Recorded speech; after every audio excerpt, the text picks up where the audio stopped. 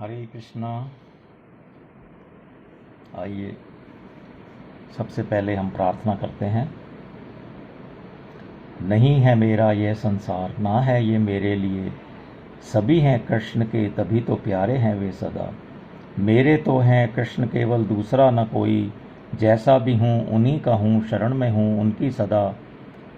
सुख दुख नहीं है जग में, सिर्फ हैं परिस्थितियाँ, हैं सभी प्रसाद प्रभु की, लो लगे कृष्ण से सदा। श्रीमद् भगवद गीता के इस सत्र में हम तीसरा अध्याय आरंभ करने जा रहे हैं, जिसका शीर्षक है कर्मयोग।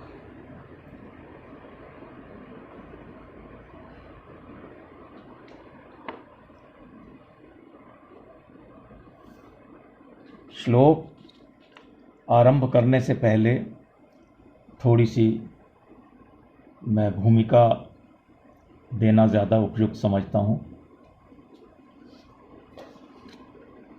इससे हमें विषय वस्तु का भी ज्ञान हो जाता है और इससे पहले हमने क्या क्या सुना, समझा, पढ़ा, वो सब ध्यान में आ जाता है। श्रीमद् भगवद गीता का उपदेश संपूर्ण मानव जाति के हित के लिए है।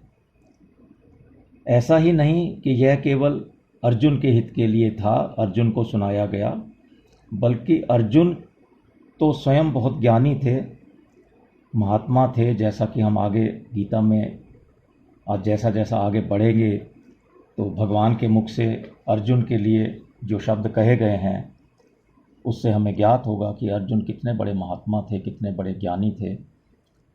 ये तो सामने कलयुग दिखाई दे रहा था,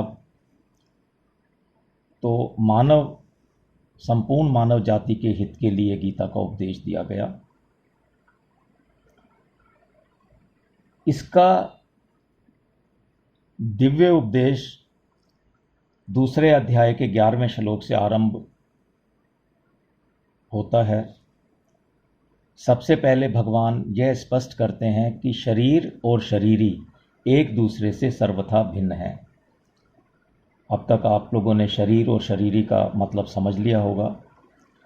शरीर अनित्य, असत्य, एकदेशीय और नाशवान है, एवं शरीरी नित्य, सत्य, सर्वव्यापी, अविनाशी है।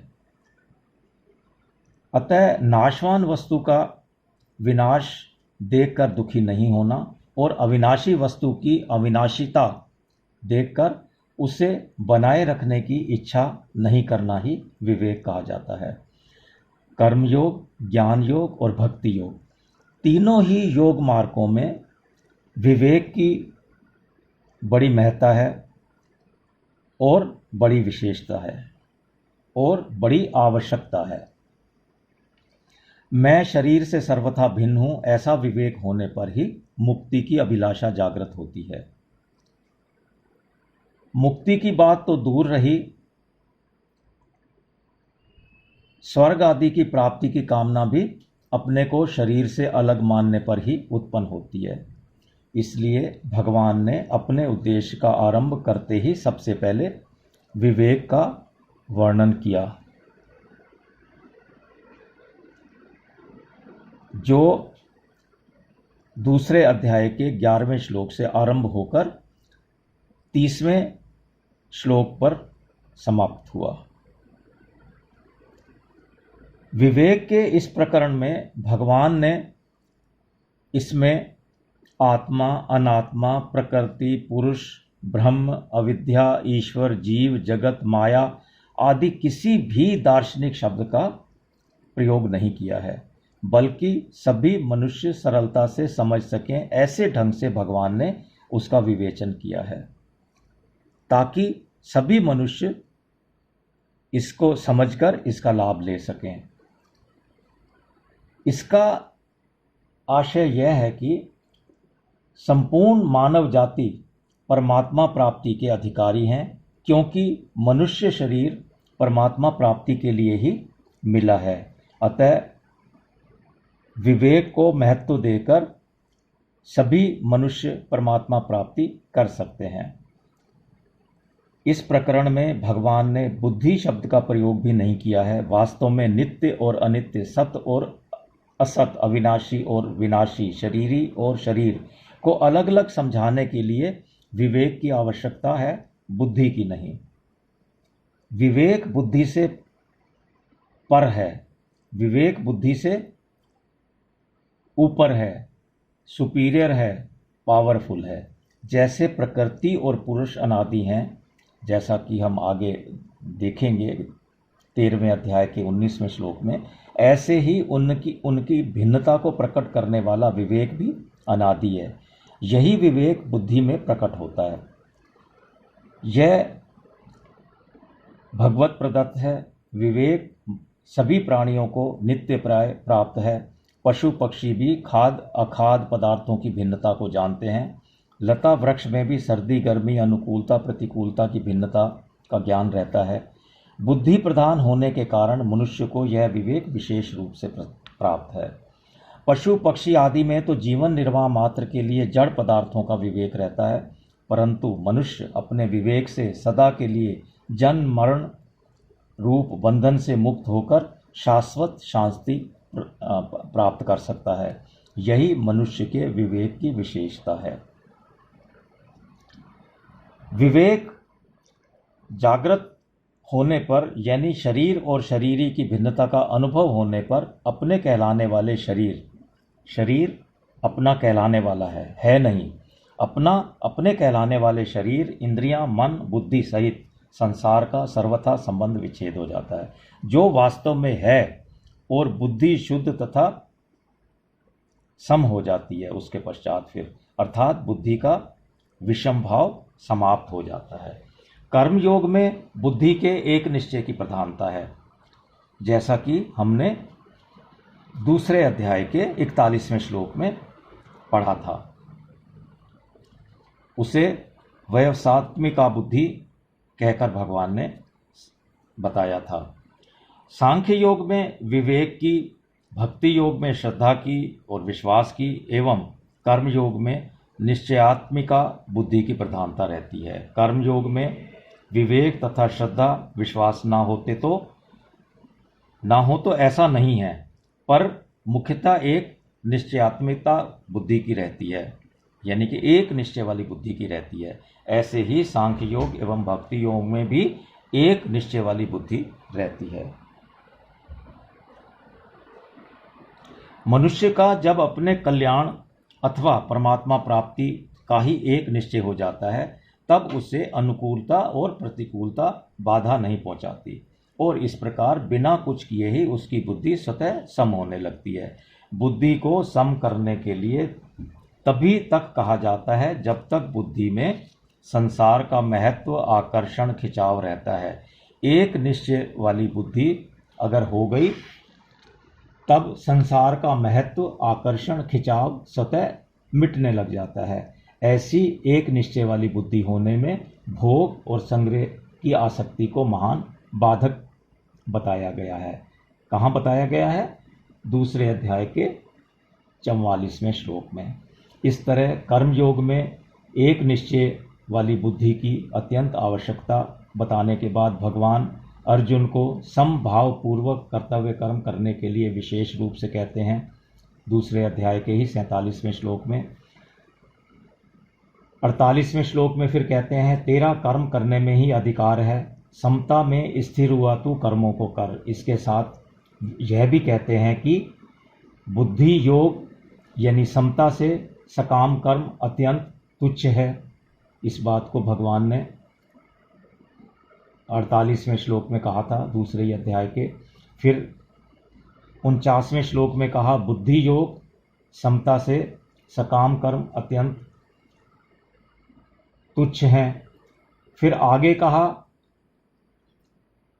49वें ही श्लोक में और 50वें श्लोक में, दोनों में क्या कहा उसको मैं बता रहा हूं यहाँ। तू समबुद्धि का आश्रय ग्रहण कर, समता पूर्वक कर्म करने वाला पुरुष पाप और पुण्य दोनों का यहाँ जीवित अवस्था में ही त्याग कर देता है। इसलिए तू समता की प्राप्ति के लिए ही प्रयत्न कर, क्योंकि समता ही कर्मों में चतुरता है। ये उन्होंने 49वें और 50वें श्लोक में अर्जुन को कहा था। अर्जुन के मन में युद्ध ना करने का आग्रह पहले से ही था। पहले अध्याय के ही 31वें श्लोक में अर्जुन ने कहा था, युद्ध में अपने कुल को मारकर मैं अपना हित नहीं देखता। फिर 45वें श्लोक में कहा कि शोक है कि हम लोग बुद्धिमान होकर भी युद्ध रूप महान पाप करने को तैयार हो गए हैं। आगे दूसरे अध्याय के 5वें श्लोक में अर्जुन कहते हैं, मैं भिक्षा का अन्न खाना शेष समझता हूं पर युद्ध नहीं करना चाहता। और 9वें श्लोक में तो भगवान की आज्ञा के विरुद्ध ही अपना निर्णय सुना देते हैं कि मैं युद्ध नहीं करूंगा। भगवान ने आज्ञा दी थी दूसरे अध्याय के 3रे श्लोक में, और अर्जुन ने दूसरे अध्याय के 9वें श्लोक में हथियार डालकर कह दिया कि मैं युद्ध नहीं करूंगा। एक नियम है कि अपना आग्रह रखने से, हम जब कभी अपनी बात कह देते हैं तो अपना आग्रह रखने से श्रोता वक्ता की बातों का आशय अच्छी तरह से नहीं समझता, क्योंकि उसके दिमाग में अपनी ही बात जो उसने रखी थी, जैसे अर्जुन ने कहा कि मैं युद्ध नहीं करूंगा, भगवान ने कहा कि तुम तो खड़े हो जाओ युद्ध करने के लिए, और अर्जुन ने कहा कि मैं युद्ध नहीं करूंगा, क्योंकि उसके दिमाग में तो वही बात चल रही थी जो उसने पहले कह दी थी कि ये हमारे लिए कुल का नाश कराने वाला है, परिवारजनों को मारना, और जो भी कहा उसने, आपको सब ध्यान आ जाएगा, पहले अध्याय की बात है ये। तो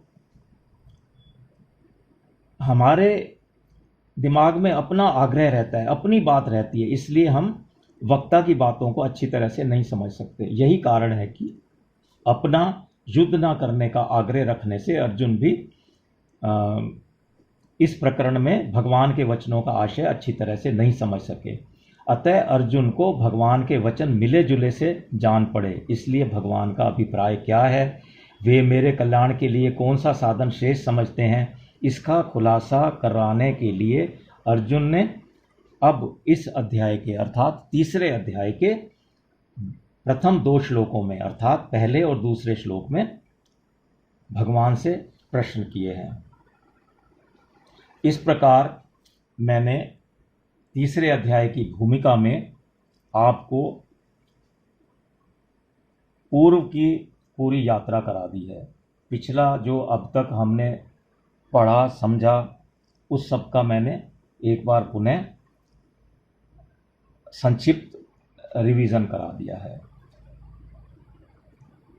तो अब हम बढ़ रहे हैं 3रे अध्याय के पहले और दूसरे श्लोक को एक साथ लेंगे, जिसमें अर्जुन ने भगवान से प्रश्न किया है। पहला और दूसरा श्लोक इस प्रकार है। अर्जुन कह रहे हैं श्री भगवान से, हे जनार्दन, अगर आप कर्म से बुद्धि यानी कि ज्ञान को श्रेष्ठ मानते हैं तो फिर हे केशव मुझे घोर कर्म में क्यों लगाते हैं। आप अपने मिले हुए से वचनों से मेरी बुद्धि को मोहित सी कर रहे हैं। आप निश्चय करके उस एक बात को कहिए जिससे मैं कल्याण को प्राप्त हो जाऊं। अर्जुन ने यहाँ पर 2 संबोधन किए हैं भगवान को, एक तो जनार्दन और एक केशव। तो इनको पहले देख लेते हैं कि इनका क्या आशय है, क्या तात्पर्य है, क्यों ऐसे संबोधन किए गए। इस जनार्दन संबोधन से अर्जुन मानो ये भाव प्रकट करते हैं कि हे श्री कृष्ण, आप सभी की याचना पूरी करने वाले हैं, अतः मेरी याचना तो अवश्य ही पूरी करेंगे। और मनुष्य के अंतःकरण में एक कमजोरी रहती है कि वह प्रश्न करके उत्तर के रूप में भी वक्ता से अपनी बात अथवा अपने सिद्धांत का ही समर्थन चाहता है। कभी कभी हम लोग भी इसी तरह से किसी से प्रश्न करते हैं तो लास्ट में अंत में हम लगा देते हैं ना करके हम ये हमारा मन में इच्छा होती है कि मैंने जो कहा है उसको वो हाँ कर दें। इसे कमज़ोरी इसलिए कहा गया है कि वक्ता के निर्देश का चाहे वो अनुकूल हो अथवा सर्वथा प्रतिकूल, पालन करने का निश्चय ही शूरवीरता है। शेष सब कमजोरी या कायरता ही कही जाएगी। इस कमजोरी के कारण ही मनुष्य को प्रतिकूलता सहने में कठिनाई का अनुभव होता है। जब वह प्रतिकूलता को सह नहीं सकता तब वह अच्छाई का चोला पहन लेता है, अर्थात तब भलाई के वेश में बुराई आती है। जो बुराई भलाई के वेश में आती है उसका त्याग करना अत्यंत कठिन होता है। यहाँ अर्जुन में भी हिंसा त्याग रूप भलाई के वेश में कर्तव्य त्याग रूप बुराई आई है। इस बात को अच्छे से आप लोग सुनिए और समझिए जो मैंने अभी कहा है। अर्जुन में भी हिंसा त्याग रूप भलाई के वेश में आई है, और यह वास्तव में जो भलाई के वेश में आई है कर्तव्य त्याग रूप बुराई है। अपने कर्तव्य का वो त्याग कर रहा है, तो इसलिए वो बुराई के रूप में आई है। अतः वे कर्तव्य कर्म से ज्ञान को श्रेष्ठ मानते हैं। इसी कारण वे यहाँ प्रश्न करते हैं कि यदि आप कर्म से ज्ञान को श्रेष्ठ मानते हैं तो फिर मुझे युद्ध रूप घोर कर्म में क्यों लगाते हैं। देखिए, भगवान ने दूसरे अध्याय के 39वें श्लोक में समबुद्धि यानी कि समता की ही बात कही थी, परंतु अर्जुन ने उसको ज्ञान समझ लिया। अतः वे भगवान से कहते हैं कि हे जनार्दन, आपने पहले कहा कि मैंने सांख्य में यह बुद्धि कह दी, इसी को तुम योग के विषय में सुनो। इस बुद्धि से युक्त हुआ तू कर्म बंधन को छोड़ देगा, परंतु कर्म बंधन तभी छूटेगा जब ज्ञान होगा। आपने यह भी कह दिया कि बुद्धि योग अर्थात ज्ञान से कर्म अत्यंत निकृष्ट है। कहाँ कहा ये? दूसरे अध्याय के 49वें श्लोक में। अगर आपकी मान्यता में कर्म से ज्ञान श्रेष्ठ है, उत्तम है, तो फिर मेरे को शास्त्र विहित यज्ञ दान तप आदि शुभ कर्मों में भी नहीं लगाना चाहते, केवल ज्ञान में ही लगाना चाहिए। परंतु इसके विपरीत आप मेरे को युद्ध जैसे अत्यंत क्रूर कर्म में, जिसमें दिन भर मनुष्यों की हत्या करनी पड़े, क्यों लगा रहे हैं। पहले अर्जुन के मन में युद्ध करने का जोश आया हुआ था और उन्होंने उसी जोश में भरकर भगवान से कहा कि हे अच्युत, दोनों सेनाओं के बीच में मेरे रथ को खड़ा कर दीजिए, जिससे मैं ये देख लूं कि यहाँ मेरे साथ दो दो हाथ करने वाले कौन हैं। परंतु भगवान ने जब दोनों सेनाओं के बीच में भीष्म और द्रोणाचार्य के सामने तथा राजाओं के सामने रथ खड़ा करके कहा कि तू इन कुरुवंशियों को देख, तब अर्जुन का कौटुंबिक मोह जागृत हो गया। मोह जागृत होने से उनकी वृत्ति युद्ध से कर्म से उपरत होकर ज्ञान की तरफ चली गई, क्योंकि ज्ञान में युद्ध जैसे घोर कर्म नहीं करने पड़ते। अतः अर्जुन कहते हैं कि आप मेरे को घोर कर्म में क्यों लगाना चाहते हैं, क्यों लगाते हैं। यहाँ बुद्धि शब्द का अर्थ ज्ञान लिया गया है, इस बात का ध्यान रखना है हमने। कोई भी साधक श्रद्धा पूर्वक पूछने पर भी अपने प्रश्न का सही उत्तर प्राप्त कर सकता है। अपेक्षा पूर्वक शंका करने से सही उत्तर प्राप्त कर पाना संभव नहीं। अर्जुन की भगवान पर पूर्ण श्रद्धा है। भगवान के कहने पर अर्जुन अपने कल्याण के लिए युद्ध जैसे घोर कर्म में भी प्रवृत्त हो सकते हैं। ऐसा भाव जो ऊपर प्रश्न किया है उससे यह प्रकट होता है। जहाँ श्रद्धा होती है वहाँ जिनसे आप राय ले रहे हो उनका कहना भी मानना पड़ता है। फिर श्लोक में कहा गया है कि आप अपने मिले हुए से वचनों से मेरी बुद्धि को मोहित सी कर रहे हैं। इन शब्दों में अर्जुन का भाव है कि कभी तो आप कहते हैं कि कर्म करो, जैसा कि दूसरे अध्याय के 48वें श्लोक में कहा, और कभी आप कहते हैं कि ज्ञान का आश्रय लो, उसके बाद ही जस्ट उसके बाद 39वें श्लोक में कह दिया दूसरे अध्याय के, आपके इन मिले हुए वचनों से मेरी बुद्धि मोहित सी हो रही है, भ्रमित हो रहा हूँ। अर्थात मैं ये स्पष्ट नहीं समझ पा रहा कि मेरे को कर्म करना चाहिए या ज्ञान की शरण लेनी चाहिए। भगवान पर अर्जुन की श्रद्धा स्पष्ट दिखाई दे रही है। श्रद्धा के कारण अर्जुन भगवान के वचनों को ठीक मान रहे हैं और यह भी समझ रहे हैं कि भगवान मेरी बुद्धि को मोहित नहीं कर रहे, लेकिन फिर भी भगवान के वचनों को ठीक ठीक ना समझने के कारण अर्जुन को भगवान के वचन मिले हुए से लग रहे हैं और उनको ऐसा दिखाई दे रहा है कि भगवान अपने वचनों से मेरी बुद्धि को मोहित सी कर रहे हैं, भ्रमित कर रहे हैं। अगर भगवान अर्जुन की बुद्धि को मोहित करते तो फिर अर्जुन के मोह को दूर कौन कर सकता था? कोई भी नहीं कर सकता था।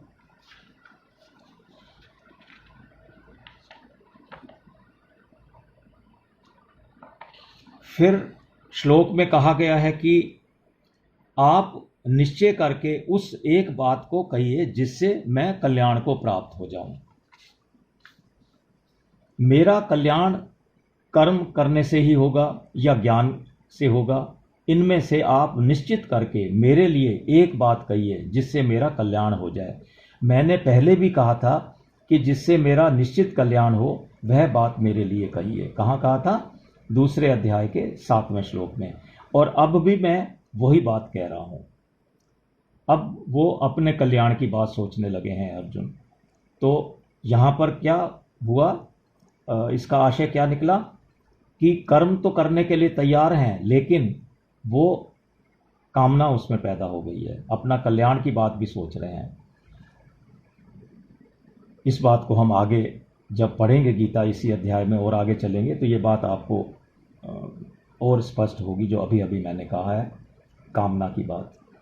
जब तक संसार की सत्ता मानते हैं तभी तक कर्म घोर अथवा सौम्य दिखता है, कारण कि संसार की सत्ता मानने से कर्म की तरफ दृष्टि जाती है, अपने कर्तव्य की तरफ दृष्टि नहीं जाती। अपने कर्तव्य की तरफ दृष्टि रहने से कर्म घोर अथवा सौम्य नहीं दिखते। इस प्रकार हमने तीसरे अध्याय के पहले और दूसरे श्लोक को समझने का प्रयास किया। आज का सत्र हम यहीं तक रखते हैं। आइए मिलकर भगवान का नाम लेते हैं इस सत्र के अंत में। नाम संकीर्तनम यस्य सर्व पाप प्रणाशनम प्रणामो दुख शमनस्य तम नमामि हरिं परम। हरे कृष्णा हरे कृष्णा हरे कृष्णा हरे कृष्णा हरे कृष्णा।